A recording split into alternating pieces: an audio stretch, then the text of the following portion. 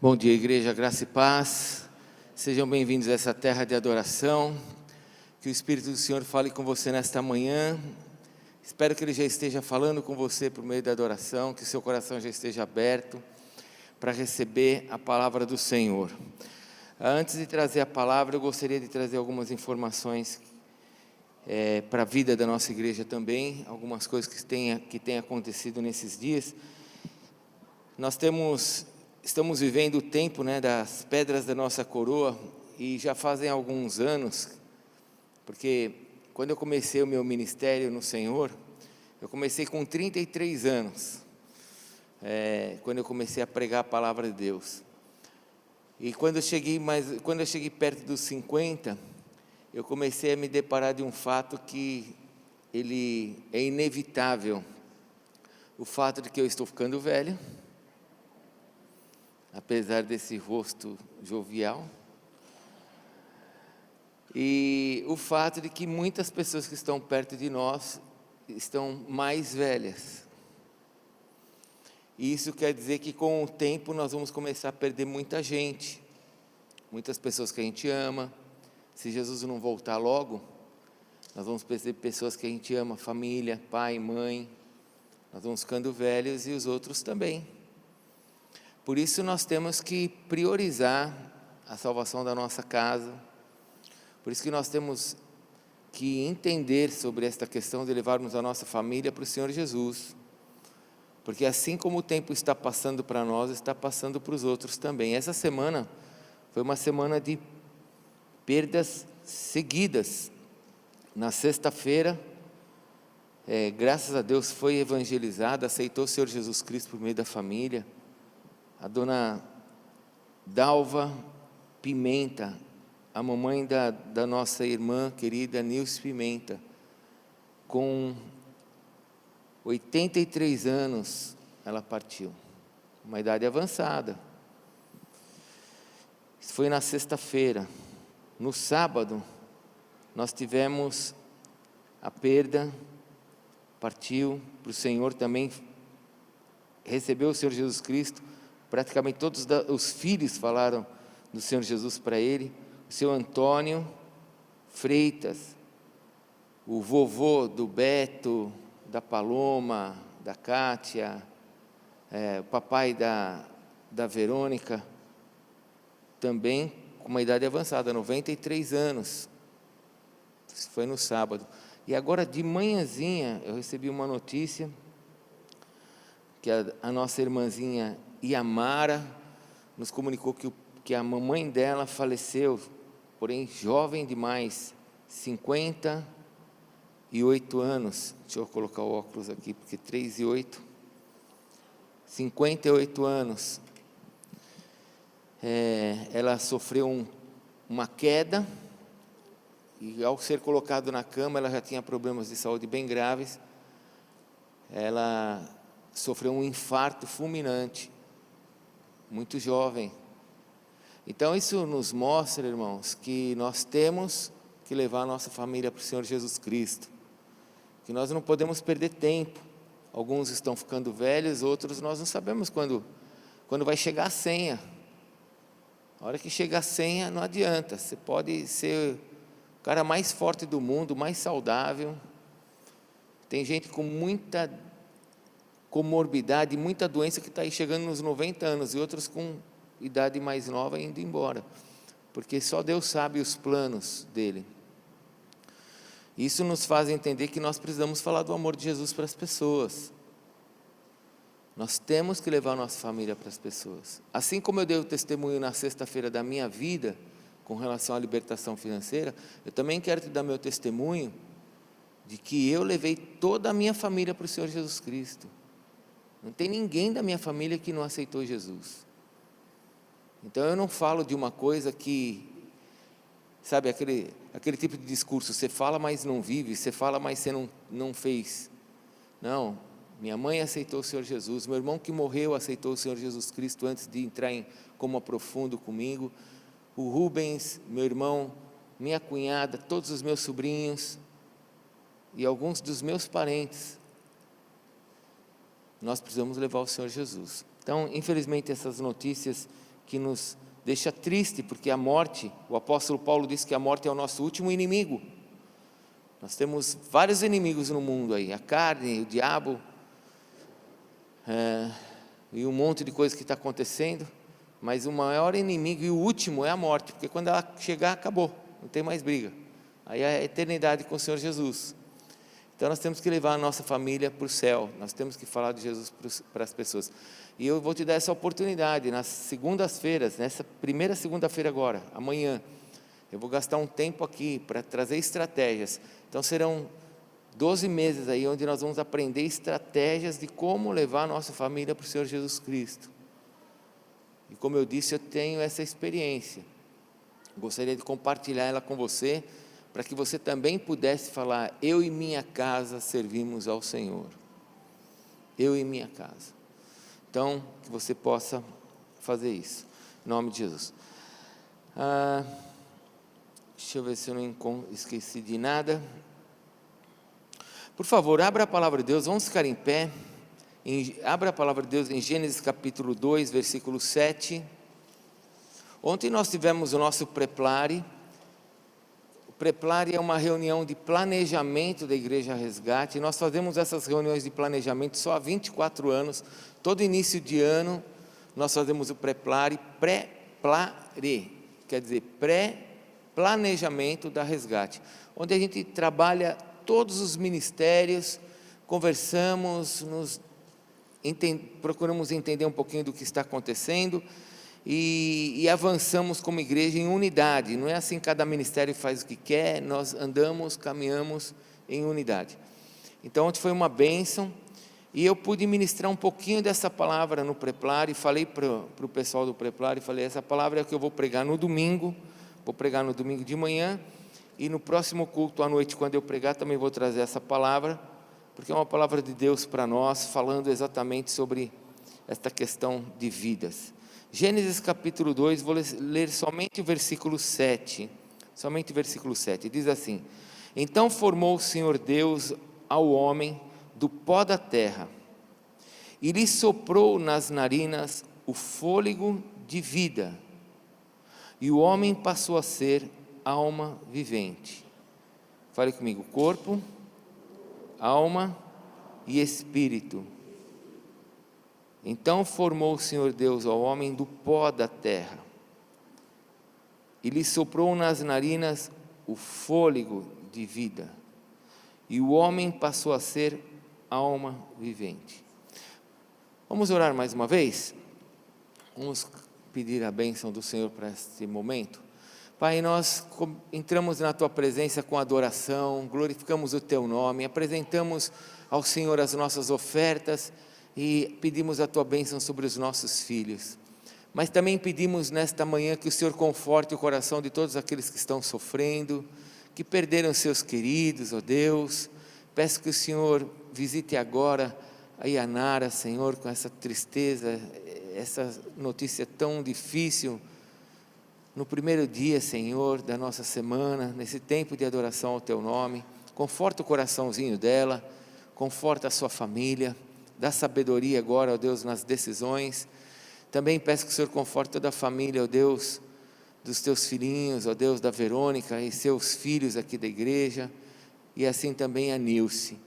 Pai, nós sabemos, ó Deus, que nada é mais lindo do que ir morar com o Senhor, mas essa separação nos entristece, nos dói, e tudo isso é consequência do nosso pecado, porque o Senhor nunca planejou a morte para nós. Te agradecemos porque o Senhor nos trouxe a vida e a vida eterna por meio de Jesus, e pedimos que o Senhor continue a fazer a obra nas nossas vidas, para que toda a nossa casa possa Te conhecer, para que os nossos amigos, familiares possam Te conhecer, e o inferno seja derrotado, as portas do inferno não prevaleçam contra a nossa família, contra aquilo que o Senhor quer fazer através da Tua igreja. Pai, em nome de Jesus, continua a operar o Teu milagre nas nossas vidas, nos dando sabedoria, nos dando, ó Deus, inteligência, nos dando, ó Deus, da unção do Teu Espírito, para vermos, ó Deus, a nossa casa se inclinando ao Senhor e adorando ao Deus vivo que é o Senhor. Nós pedimos que o Senhor nos abençoe nesta manhã, e que a revelação do alto venha sobre o nosso coração, que o Senhor nos unja nesta manhã, e que toda vontade nossa, pensamentos nossos, ó Deus, tudo que mentiras que ficaram na nossa vida, caiam por terra, e que a Tua verdade prevaleça em nós. Nós Te amamos, Senhor, é por isso que nós estamos aqui nesta manhã, nós Te adoramos, Senhor, em nome do Teu Filho amado Jesus, nosso Salvador, amém, Senhor. Por favor, pode se assentar.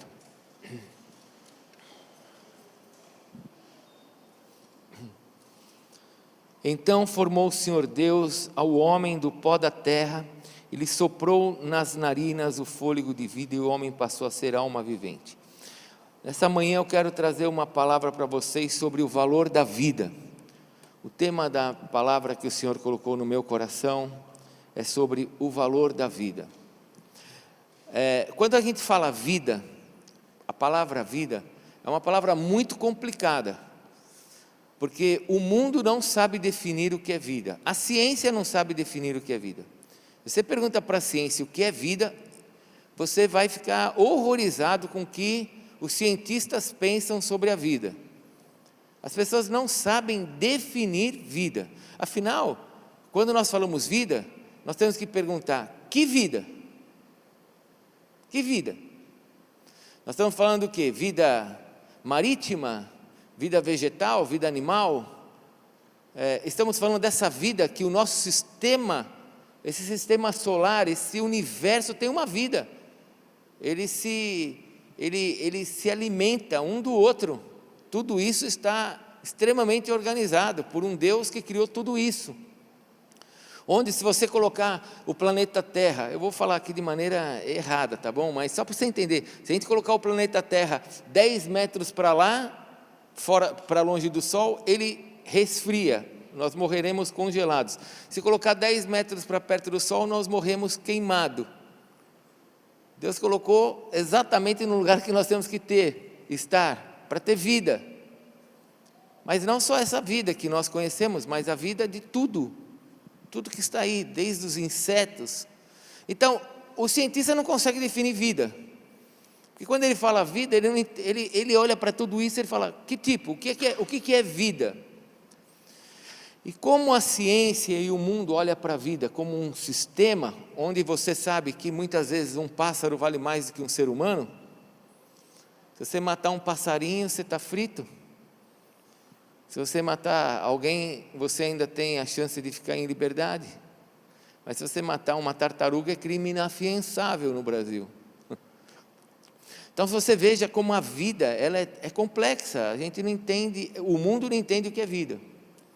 Porém, quando nós olhamos para a palavra de Deus, nós vemos que o Senhor deu vida para tudo isso, foi Deus que deu essa vida para todo esse sistema, mas Ele trouxe uma vida específica para nós, o ser humano.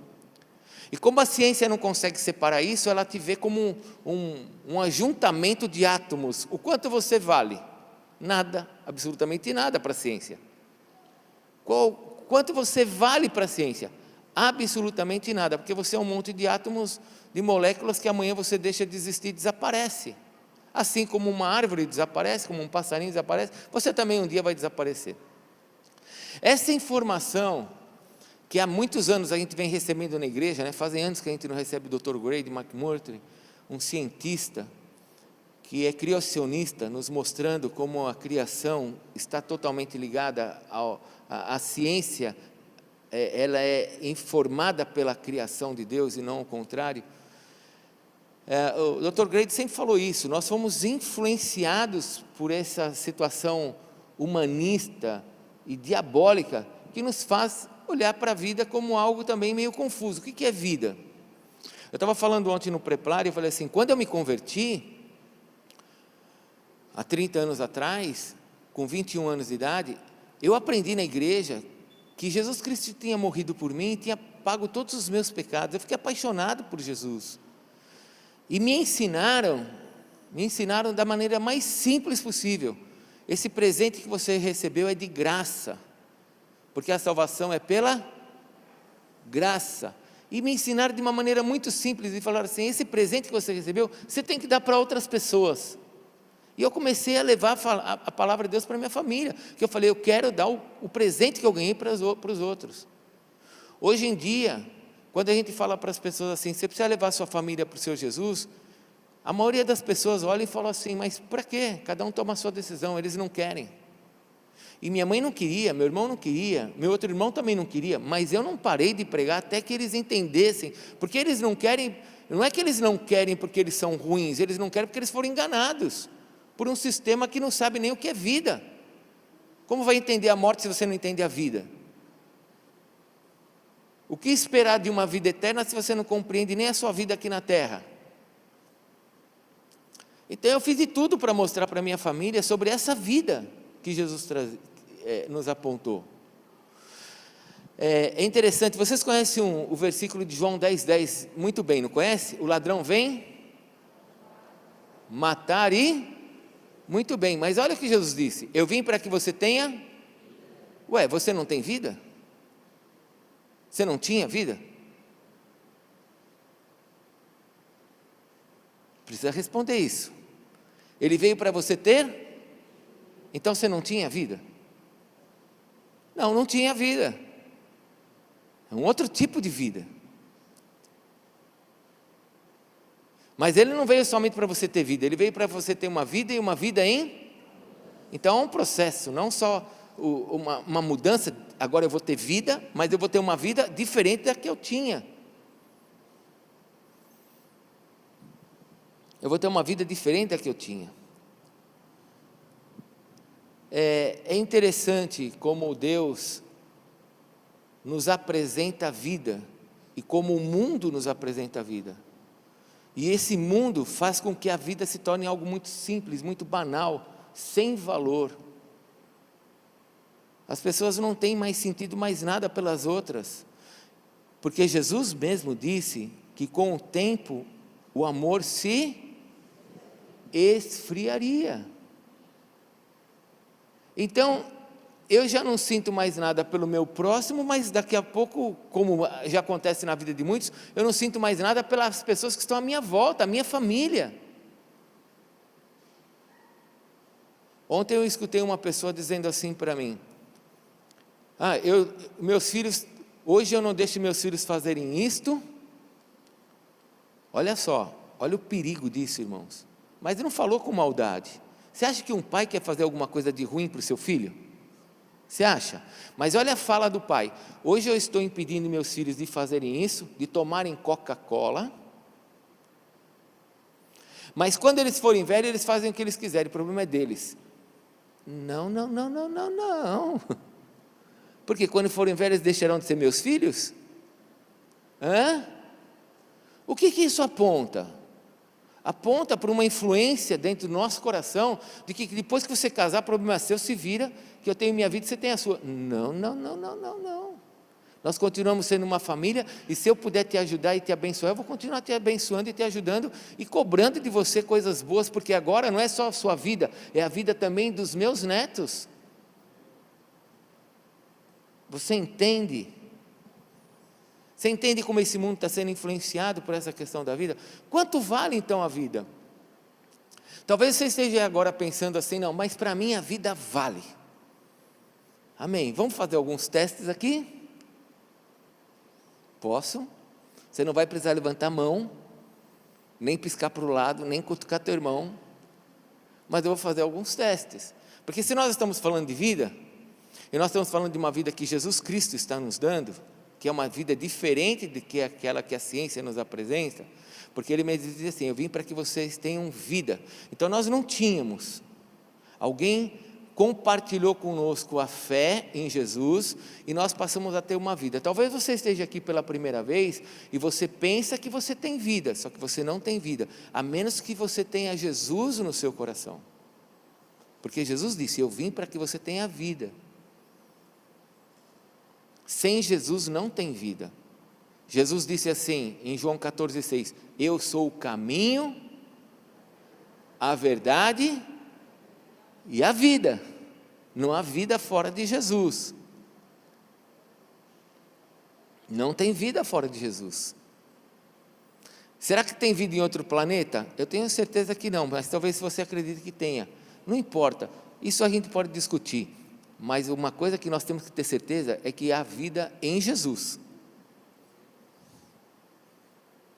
A vida está em Jesus. Então vamos fazer um testezinho rápido. Posso, Carlinhos, fazer esse teste? Posso? Então vamos lá.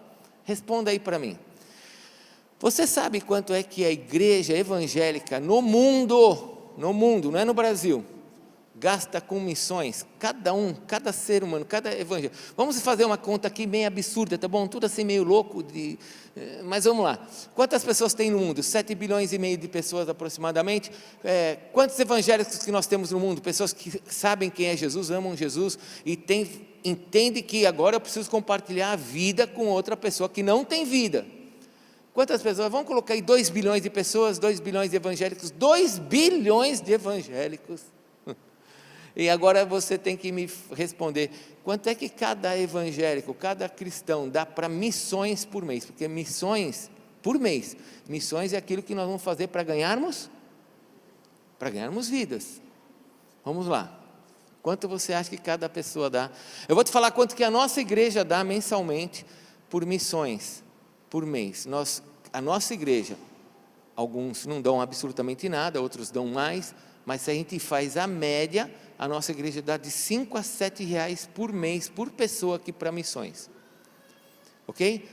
Quanto que o mundo dá para missões? Não vou perder tempo, senão a hora vai passar aqui.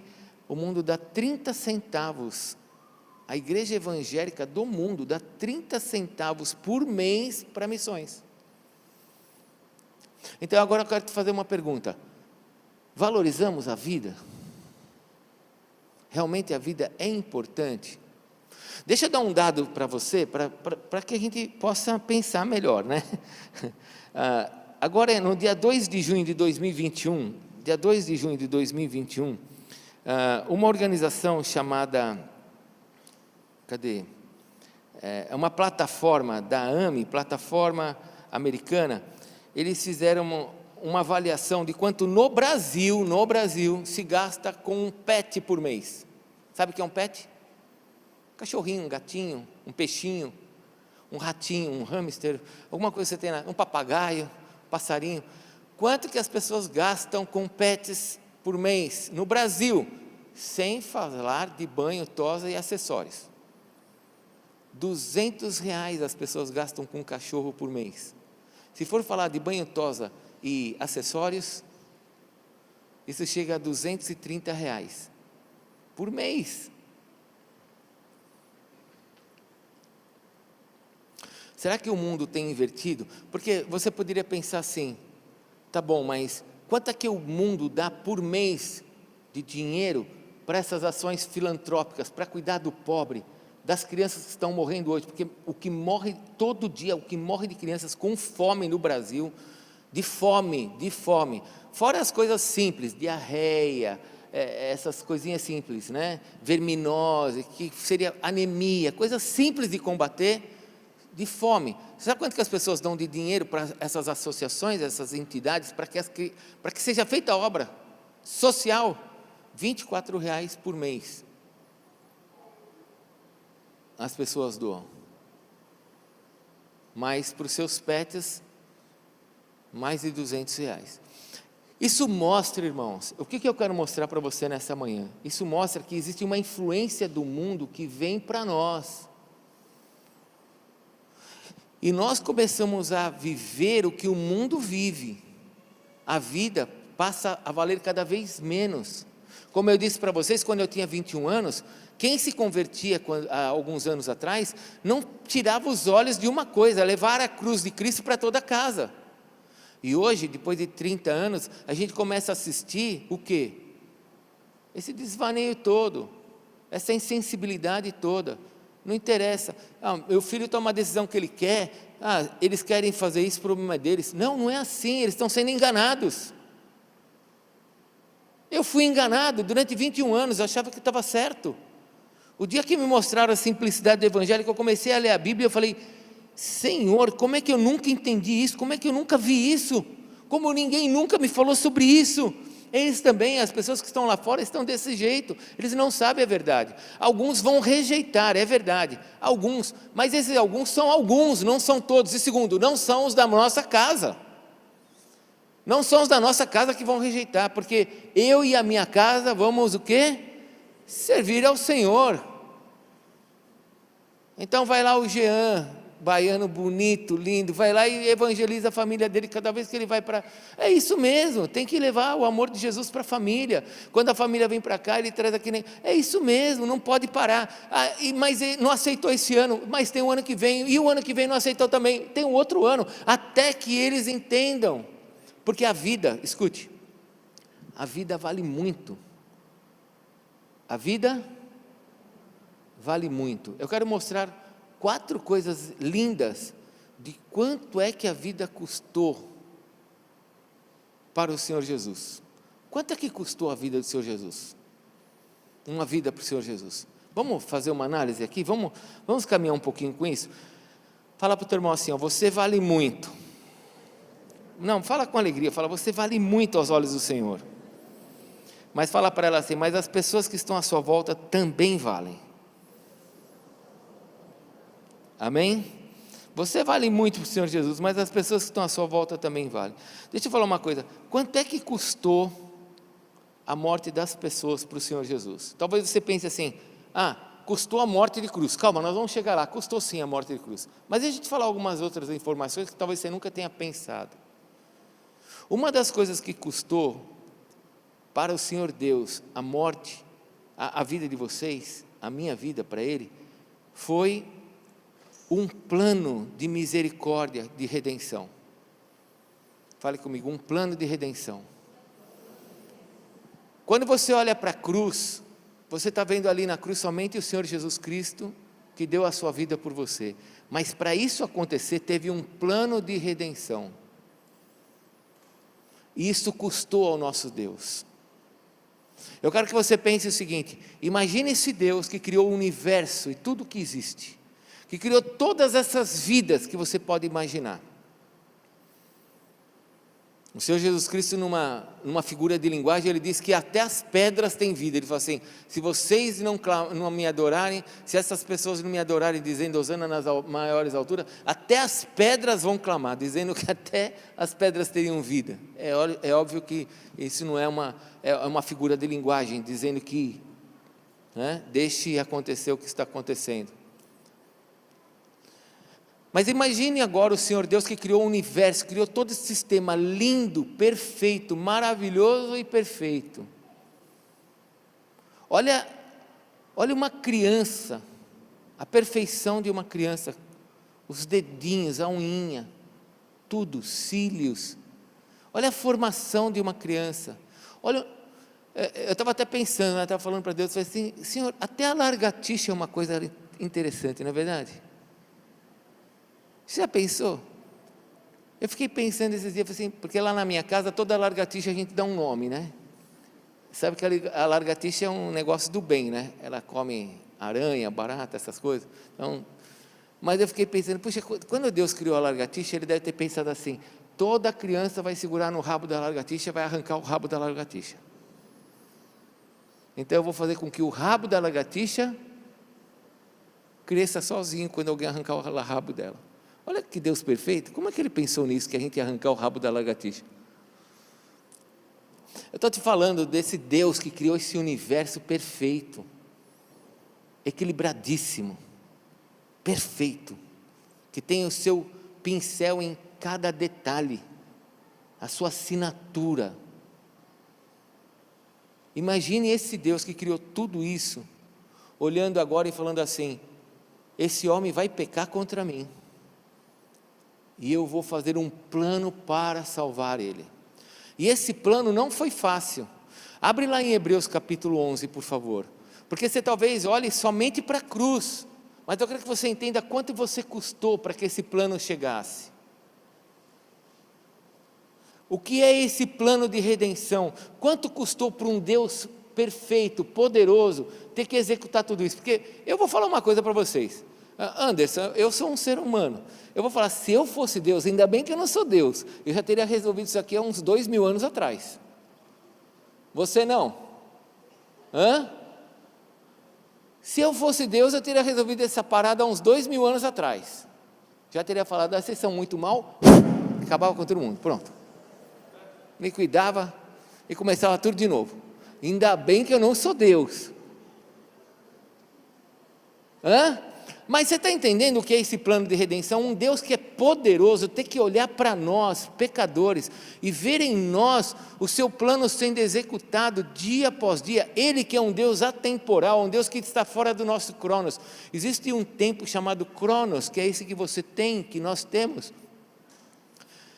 mas que o nosso Deus não está nele, nós estamos, e ele agora tem que esperar ano a ano, dia a dia, o seu plano ser executado. Olha o que diz Hebreus capítulo 11, a partir do versículo 33, ora os quais por meio da fé subjugaram reinos, está falando dos seus homens, está falando daqueles que o amaram, está falando daqueles que deram as suas vidas por ele. Imagine esse Deus que criou todas essas coisas, vendo os seus filhos sendo mortos de forma injusta, e ele dizendo assim, você vai ser cortado pelo meio, Tiago, você vai ser cortado pelo meio, mas isso vai fazer com que o meu plano chegue no seu auge de redenção.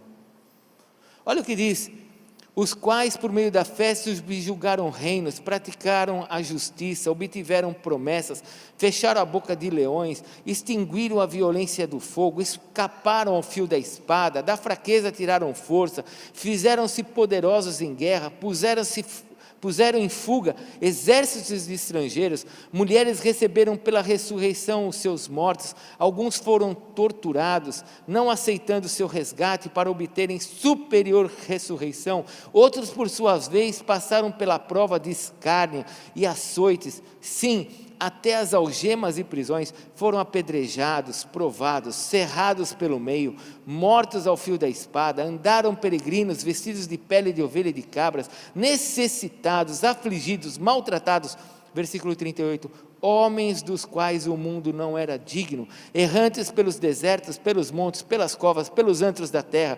Ora, todos estes que obtiveram bom testemunho por sua fé, não obtiveram contudo a concretização da promessa, por haver Deus provido coisa superior a vosso respeito, para que eles sem nós não fossem aperfeiçoados. Sabe o que Deus está dizendo? Está dizendo o seguinte, olha quanto custou esse meu plano para te salvar, olha quanto custa a vida para mim. Sabe o que o Pai está dizendo? O Pai está dizendo assim, você vale muito para mim, e as pessoas que estão perto de você valem muito para mim. Eu tive que aguardar pessoas morrerem injustamente, para que você pudesse ser salvo lá na frente. Eu tive que esperar e ver pessoas sendo torturadas, cortadas pelo meio, pessoas passando necessidade. Eu podia ter acabado com tudo isso, eu podia fazer tudo novo, mas eu não fiz, porque eu sabia que um dia você ia nascer e eu tinha que resgatar você. E você sabe por que Jesus ainda não voltou? Porque tem gente nascendo e o Senhor quer resgatar essas pessoas. Essas pessoas têm um valor, e assim, que nós não entendemos. Não dá para entender esse amor de Deus. E nós olhamos para a pessoa e falamos assim, deixa ela tomar a decisão que ela quer, faz o que você quiser da sua vida. Não, você vale muito. Você vale muito, e se eu puder, eu vou tentar te ajudar a entender essa verdade. Mas vocês são os Bíblias, só vocês têm a verdade. Nós temos Jesus, e Jesus é a verdade. Não é a nossa igreja que tem a verdade, é aquele que tem Jesus que tem a verdade. Porque pode ter gente dentro da igreja que não tem a verdade é Jesus. Mas aí eles nos intimidam, eles dizem assim, você é crente, você quer colocar a tua doutrina dentro do meu coração, e a gente olha e fala assim, está vendo, e agora, o que eu faço? Não faço mais nada, porque ele acha que eu estou querendo converter ele. Como assim ele acha? Ele tem que ter certeza que você quer converter ele, porque não existe coisa mais linda do que uma pessoa que se aproxima de um Deus que nos ama, e que pode mudar a nossa vida. Não existe coisa mais linda do que conhecê-lo, e ver que durante 6.000 anos, desde a queda do homem, eu acredito assim, 6.000 anos, e o Senhor vem trabalhando nesse mundo, salvando e salvando dentro de um plano de redenção. Tudo isso porque a vida vale muito. A vida vale muito.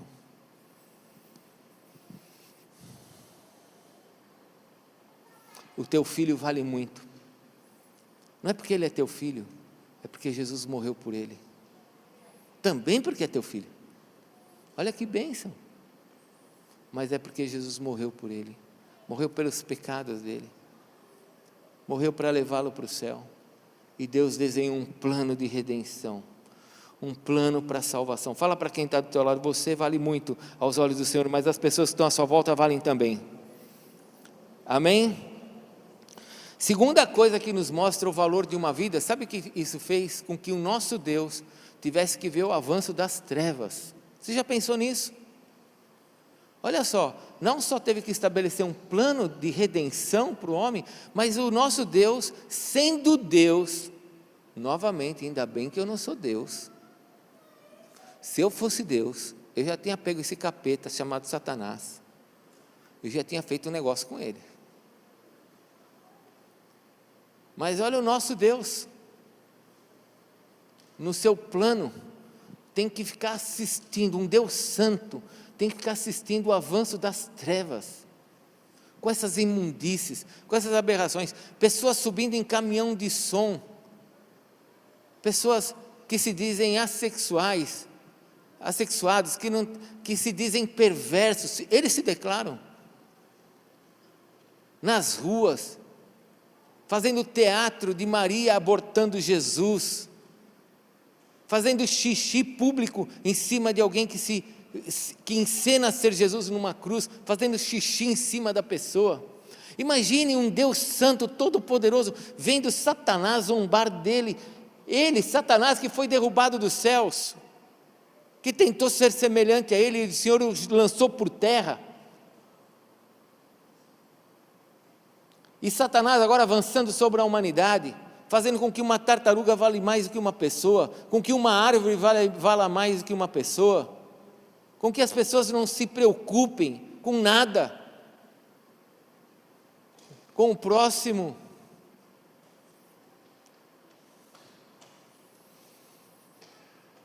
Quanto custou você para Deus? Quanto custou você para o Senhor? Custa para Ele ter que ver todas essas trevas, e eu fico imaginando, um dia eu até compartilhei isso num dos cultos da noite, eu falei assim, às vezes eu me pego falando, volta Jesus, e é como se o Senhor Jesus falasse assim para mim, não posso, tem muita gente para salvar ainda, tem muita gente que precisa ir para o céu, como que eu volto? E aí eu olho e falo, tem razão, aí eu ando pela Rua 2, eu ando pela Expressa, onde eu olho, eu vejo pessoas perdidas, com dor. Ontem eu ouvi algumas pessoas dizendo assim para mim, as pessoas estão sedentas de Deus. Eu vou te falar uma coisa, elas não estão sedentas de Deus com isso, mas elas estão desesperadas com esse mundo. E por estarem desesperadas com esse mundo, por não entenderem o que está acontecendo, elas estão buscando qualquer coisa. E glória a Deus por isso. Porque essa qualquer coisa é como Paulo. Paulo, quando chegou em Atenas, ele olhou e viu aquele monte de estátuas de deuses. E tinha lá Apolo, todos os deuses do Olimpo. E tinha uma plaquinha assim, ao Deus desconhecido. E Paulo falou, bom, é esse daqui que eu quero falar para vocês, é dele. Porque esse daqui vocês já conhecem. Você já conhece? Tudo em guerra, um contra o outro. Porque já viu, né? Demônio guerreia um contra o outro. Se você for ver os deuses da Grécia, é um guerreando contra o outro, um derrubando o outro. É exatamente é o mesmo desenho que acontece no Espiritismo, das quartas-feiras para sexta-feira. É uma grande diferença do que desce numa quarta do que desce numa sexta. Ou numa terça, numa sexta, não me lembro mais também. Mas tem diferença. Porque a guerra entre eles é a mesma coisa, os deuses do Olímpio também é a mesma coisa, mas existe um Deus diferente, e Paulo falou assim, é sobre esse que eu quero falar, é sobre esse Deus desconhecido. Você já imaginou o quanto custa para Deus uma vida, e ter que aceitar esse avanço imundo sobre a terra, e falar, e eu não posso fazer nada, eu tenho que esperar, porque eu tenho muita gente ainda para salvar. Sabe quem é essa muita gente? São as pessoas que estão à nossa volta. e nós precisamos falar delas, do amor de Jesus. Precisamos falar. Tem uma outra coisa. Quanto custa uma vida? Custou ao nosso Deus o despojar-se da sua glória. Abre lá em Filipenses capítulo 2, versículo 5. Não custou somente ver os seus filhos morrendo para que o seu plano de redenção chegasse. Não custou apenas ver as trevas avançando, mas custou o esvaziar-se do Filho de Deus. Quem é Deus? Como que nós definimos Deus na teologia? Vamos lá. Como é que você explica Deus? Tem uma música, como que fala a música? A música diz: ninguém explica Deus, porque não tem como explicar, mas existe como entendê-lo de uma maneira muito pequena por meio da teologia. O que é teologia? Teologia, teos é Deus, e logia, né, é a parte onde nós vamos estudar Deus. Teologia é o estudo de Deus. Como é que você entende sobre Deus? A única forma de entender sobre Deus é sobre os seus atributos, não tem outra forma. É como Ele se manifesta na sua palavra. Ele se manifesta com atributos de ser um Deus eterno, um Deus todo-poderoso, que está em todos os lugares, um Deus que sabe todas as coisas, um Deus que é amor, um Deus que é justiça, um Deus que é pré-existente. Assim Ele se manifesta, um Deus que tem vários nomes, mostrando o seu caráter. Jeová que cura, Nissim, Jeová que é aquele que nos guarda, é a nossa bandeira, o El Shaddai, o Todo-Poderoso.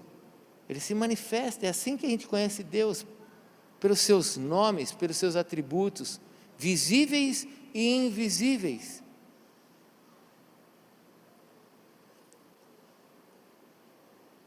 Esse Deus, Filipenses capítulo 2, versículo 5, esse Deus, diz assim, versículo 5, tende em vós o mesmo sentimento que também houve em Cristo Jesus, pois Ele, subsistindo em forma de Deus, não julgou com usurpação ser igual a Deus, antes a si mesmo se esvaziou, assumindo a forma de servo. Você já pensou isso, gente? Você já pensou que você custou isso? Eu custei isso. O meu Deus saiu da sua glória. Eu não consigo nem imaginar como que é isso. Mas a sua glória, se na minha concepção de glória é uma coisa gloriosa, imagine a glória mesmo, como que ela é. E Ele agora sai da sua glória, assumindo a forma de servo, tornando-se em semelhança de homem, reconhecido em figura humana. Olha esse bebezinho aqui, olha esse adolescente, esse jovem, esse homem, e a si mesmo se humilhou, tornando-se obediente até a morte de cruz, pelo que também Deus o exaltou sobremaneira, e lhe deu o nome que está acima de todo nome, para que ao nome de Jesus, agora vem a batata assa, para que ao nome de Jesus se dobre todo o joelho, nos céus e na terra e debaixo da terra. Aqui está trazendo algumas revelações, pessoas que vão se converter e vão adorá-lo aqui, e outras que vão adorá-lo depois da morte. Só que essa adoração não é uma adoração de vida, é uma adoração de reconhecimento.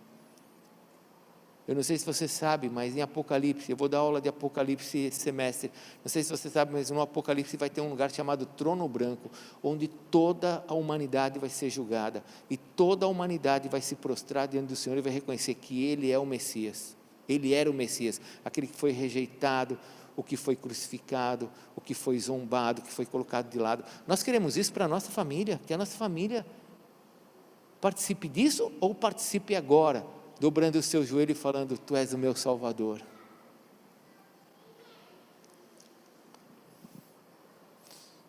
Para que o nome de Jesus, versículo 10, para que o nome de Jesus se dobre todo o joelho nos céus, na terra e debaixo da terra, e toda a língua confesse que Jesus Cristo é Senhor, para a glória de Deus Pai.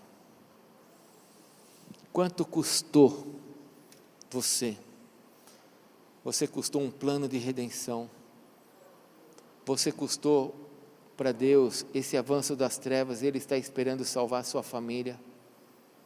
Você já pensou se a pessoa que você ama é a última que está faltando para ser salva? Ó, nós vamos para o céu.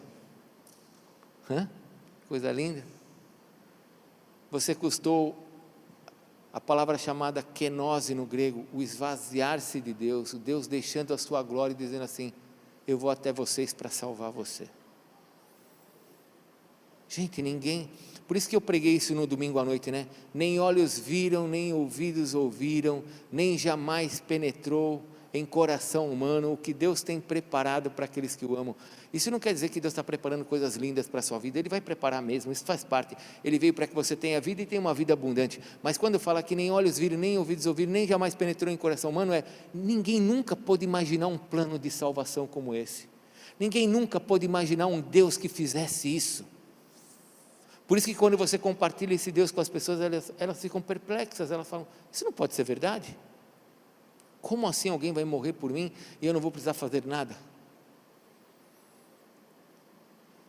Mas tem a última coisa, e a última coisa foi a primeira que eu citei. Quanto custou Jesus por nós? Custou a cruz. Custou a cruz. E agora nós chegamos no ápice do absurdo. O apóstolo Paulo usava muitos absurdos. No grego se chama reductio absurdo, quando ele usava algumas frases para falar: isso é um absurdo.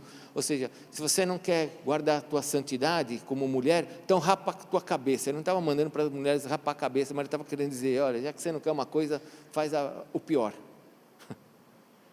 E nós chegamos num absurdo.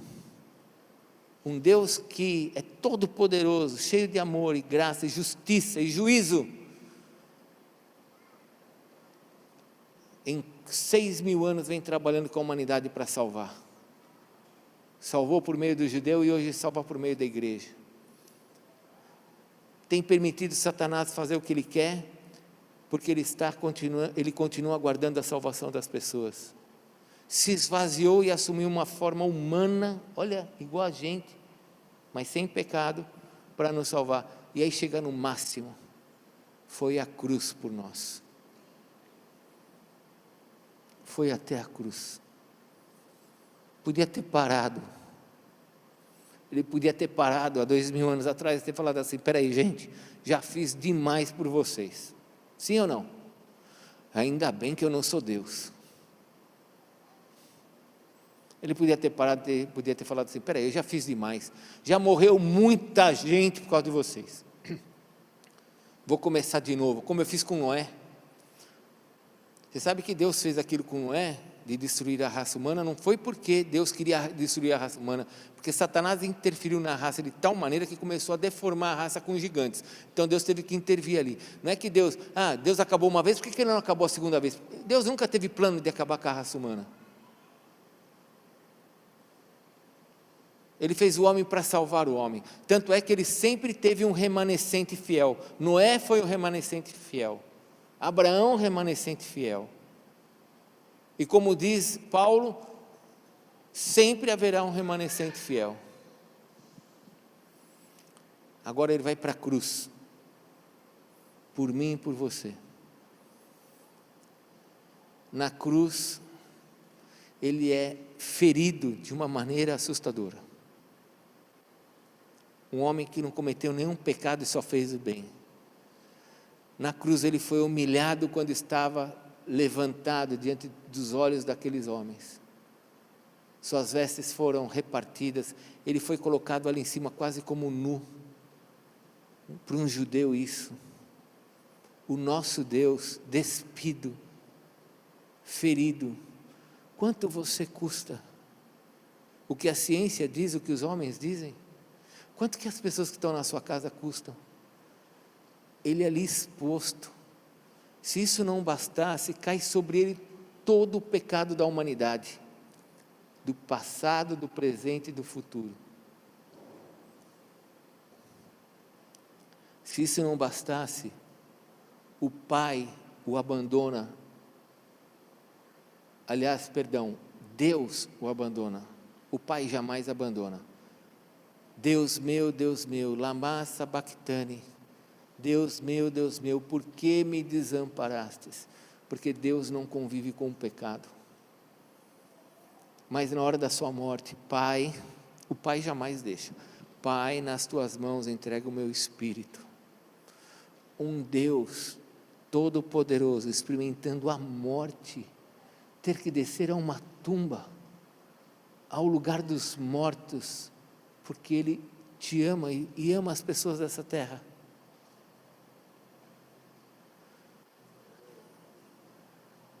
E quando todos achavam que Ele tinha sido um derrotado, Ele ressurge ao terceiro dia. E sabe por que Ele ressurgiu? Porque Ele te ama, e Ele vem nos anunciar, assim como eu vivo, você também vai viver. O quanto Ele te ama, quanto Ele ama a pessoa que está perto de você, na sua casa. Mas você não sabe o que ela faz. Ele nunca perguntou o que ela faz. O Senhor diz, eu amo.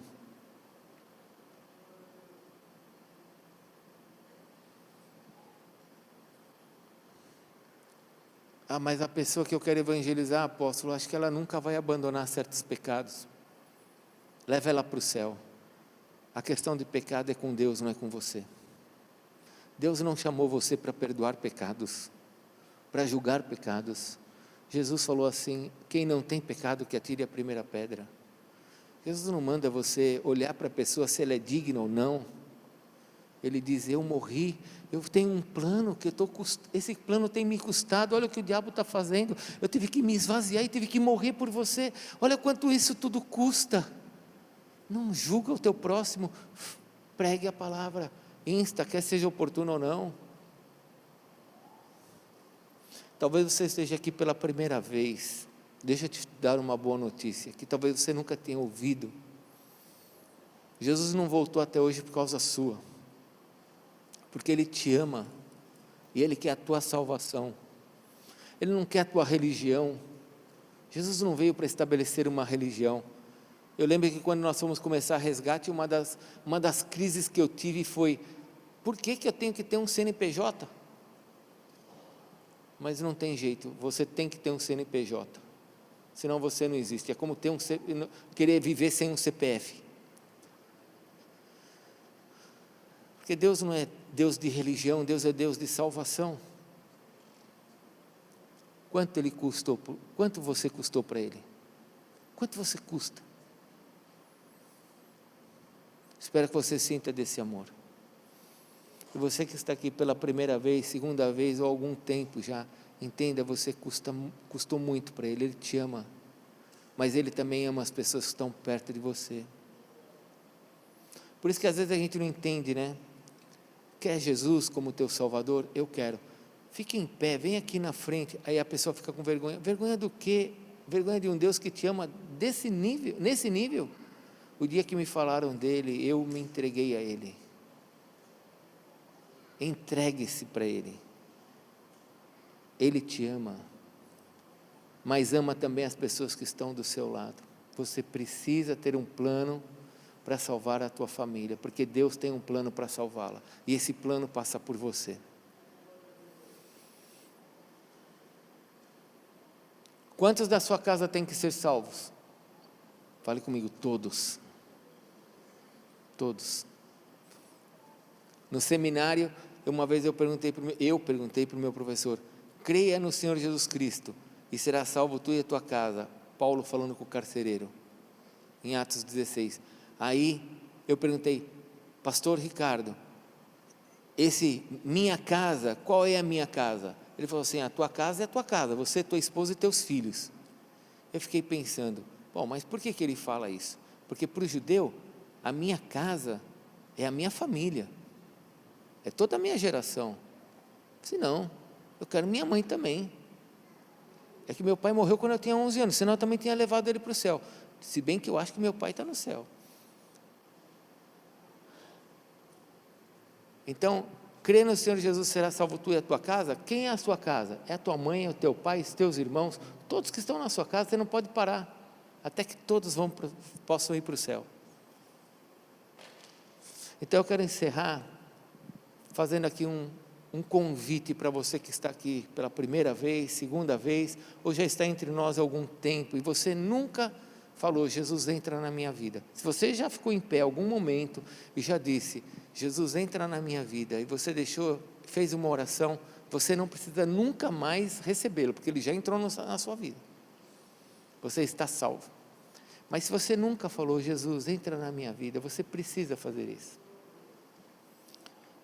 Eu vim para que tenham vida, então nós não temos vida? Nós não tínhamos, talvez você não tenha, talvez você esteja vivo, mas você não tem vida. Como é que você vai ter uma vida abundante se você não tiver vida? Como é que as coisas vão mudar na sua vida se você não tiver vida?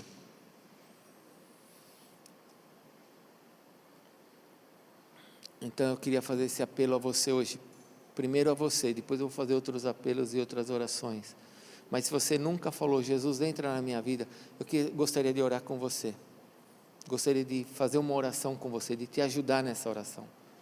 Se você quiser, vem aqui na frente, vamos orar juntos. Um dia eu fiz isso, a maioria que está aqui, praticamente todo mundo já fez isso, talvez falte você.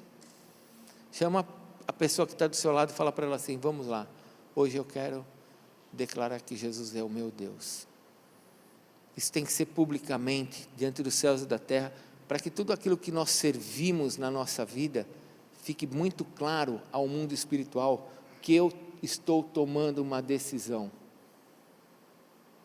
Quando você faz uma oração silenciosa, você precisa entender que quem escuta a tua oração silenciosa é o Pai, é Deus, é o Senhor Jesus, o Espírito Santo. Mas se você não confessa publicamente, os demônios não sabem o que você está pensando.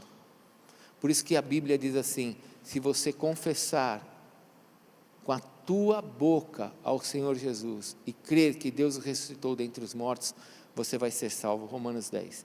Então, é com a boca que se confessa a respeito da salvação, deixar bem claro, eu sirvo a esse Deus, o Deus de nosso Senhor Jesus Cristo. Tem alguém que nesta noite quer receber Jesus? Se você quiser, vem aqui na frente, fechem todos os seus olhos, se você quiser vir aqui para frente, eu posso orar com você. Talvez falte você para que Jesus entre na sua vida, para que Ele mude a sua vida.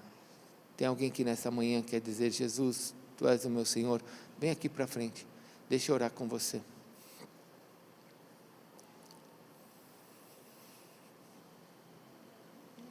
Se você quer vir com alguém que está aí perto de você, fala para a pessoa, vamos lá comigo, eu quero receber essa oração.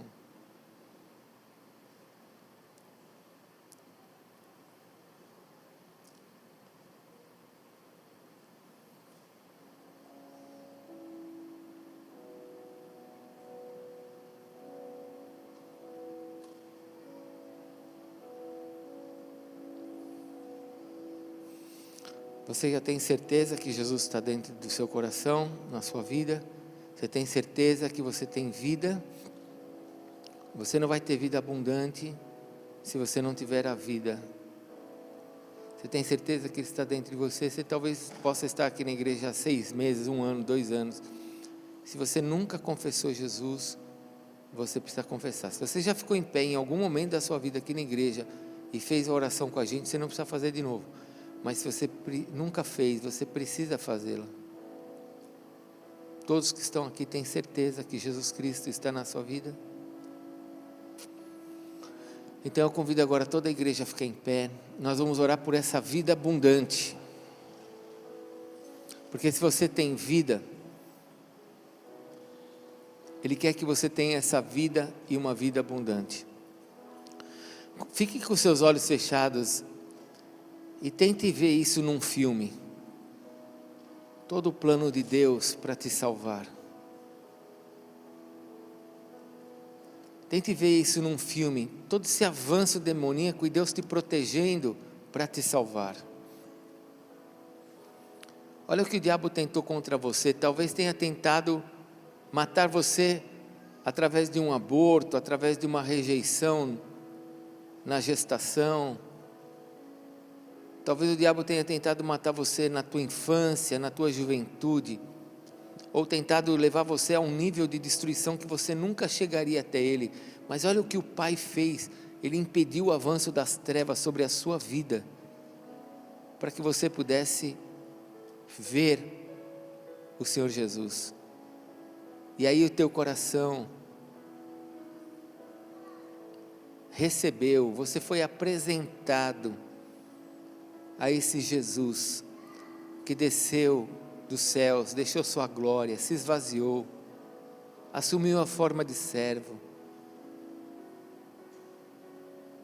e que morreu por você,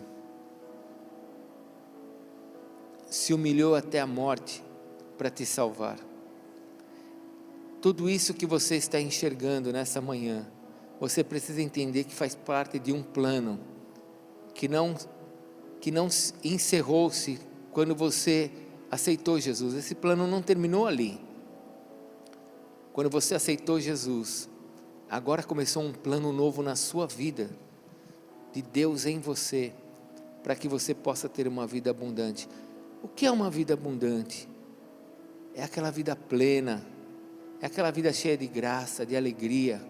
Como é que eu posso ter alegria vendo minha família indo para o inferno? Como é que eu posso ter alegria vendo minha mãe, meus parentes indo para o inferno? Não, a minha vida abundante é ver a salvação de todos eles, do completar da obra de Deus em mim. Sim, me fazendo próspero. Sim, curando-me das minhas enfermidades. Sim, levando-me a conhecê-lo cada vez mais em intimidade, para que eu possa ser um filho e receber todas as recompensas que Ele tem para mim, heranças. Mas também a vida abundante envolve a salvação da minha casa, a minha paz e alegria completa. Então eu gostaria que nessa manhã você começasse a pedir a Deus agora a salvação da sua casa, daqueles que ainda não conhecem o Senhor, que você possa falar para Deus: Senhor, Pai, em nome de Jesus, eu entendo o quanto eu custei para o Senhor, eu entendo o quanto a minha família custa para o Senhor, e ajuda-me, Senhor, fortalece-me, tira do meu coração todo julgamento que pode me impedir de levar as pessoas a te conhecerem. Tira do meu coração, Senhor, todo e qualquer pré-julgamento meu, que faz de mim um juiz. Eu não sou juiz, o Senhor que é o juiz. O Senhor é que recebeu por meio do teu Filho o sangue daquela cruz e que perdoou os nossos pecados. Pai, coloque em mim, fale para Deus, coloque em mim, Senhor, um coração perseverante, me dá estratégias e sabedoria, para que eu possa viver essa vida abundante que o Senhor tem para mim, em todos os sentidos. Traz sobre mim essa vida abundante, Senhor, em todas as áreas, na prosperidade, na saúde, cura o meu corpo, traz as bênçãos sobre a minha vida, mas Senhor, salva também a minha casa. Olha para aqueles que estão perdidos e ajuda-me, coloca na minha boca as palavras certas, coloca no meu coração o amor que o Senhor tem pelas vidas, porque eu sou teu filho, e eu quero o que o Senhor quer, eu gosto do que o Senhor gosta, eu faço o que o Senhor faz. Eu sou teu filho, o Senhor é um modelo para mim. Pai, nessa manhã eu peço que o Senhor abençoe os homens e as mulheres que estão aqui, os jovens que estão aqui, e peço que o teu Espírito Santo os enche agora poderosamente, Senhor, porque eu sei, Senhor, que eles querem, Senhor, a salvação de suas casas. Ó Deus, que o Senhor os enche agora de graça, de poder, que sobre eles venha um poder do alto, Senhor, que eles possam, cheios da sabedoria e desta unção, levar a salvação sobre suas casas, porque quem salva é o Senhor que nos salva. Senhor, em nome de Jesus, faz essa obra completa na vida deles, e que nós possamos com a nossa boca cheia de alegria, como se fosse mel nos nossos lábios, possamos olhar para o céu e possamos declarar: eu e minha casa servimos ao Senhor. Senhor, essa é a nossa declaração, essa é a nossa fé, é a nossa esperança, é o nosso desejo, Senhor. Então eu repreendo em nome de Jesus todo espírito familiar que tem impedido a salvação da nossa casa. Eu repreendo todo espírito imundo que vem dos nossos antepassados, dos nossos ancestrais, que vem aí trabalhando para impedir a salvação da nossa família, por meio de pactos que eles fizeram. Senhor, não importa os pactos que eles fizeram, importa a nossa aliança contigo. Tu és o nosso Salvador e és o Salvador da nossa casa, Senhor. Então Satanás vai soltar a nossa casa em nome de Jesus, porque para ele não resta absolutamente nada a não ser a sentença do inferno. E não será a nossa casa que ele vai tocar, não será a nossa família que ele vai levar. Pelo contrário, Senhor, nós levantamos a nossa mão e declaramos salvação sobre a nossa casa, salvação sobre Araraquara, salvação sobre as pessoas que estão sofrendo, salvação sobre aquelas que estão enlouquecidas nesse mundo, no meio da perversidade. Salvação, Senhor, libertação, traz isso sobre a nossa terra e sobre a nossa família, sobre os parentes que estão perto e sobre os parentes que estão longe. Traz a salvação, Senhor. Eu também quero profetizar aqui, Senhor, que ainda que nós não estejamos perto daqueles que estão morando em outras cidades como eu peço que o Senhor envie homens para pregar para a nossa família, Senhor, e que eles sejam salvos e escutem desta palavra, e comam desta palavra, se alimentem desta palavra e tenham vida por meio da Tua palavra. Nós abençoamos a nossa casa, abençoamos a nossa família.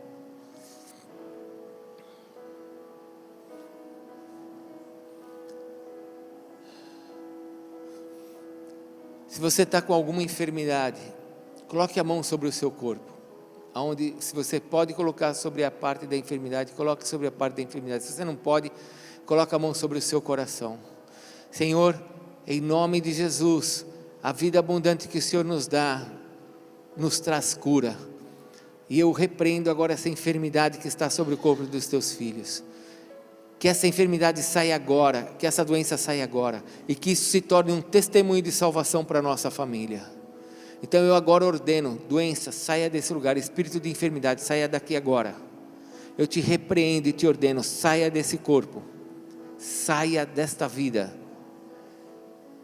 Pai, peço que no próximo diagnóstico venha, ó Deus, a notícia de que os teus filhos estão curados. Que os médicos se alegrem ao ver a Tua obra, e que por meio desse testemunho eles também sejam salvos. Opera Teu poder em nós, traz agora a cura sobre os Teus filhos, em nome de Jesus. Eu declaro você curado em nome de Jesus. Eu declaro, essa declaração não é minha, é daquele que morreu por nós, porque Ele diz: eu levei sobre o madeiro todas as vossas enfermidades. Essa é a verdade. Então que caia agora sobre a sua vida essa doença, em nome de Jesus, seja curado. Obrigado, Senhor, por essa manhã, obrigado, Senhor, por esse momento de comunhão, e abençoa-nos na nossa caminhada de fé e de alegria pelo Teu amor por nós. Obrigado, porque o Senhor nos amou muito.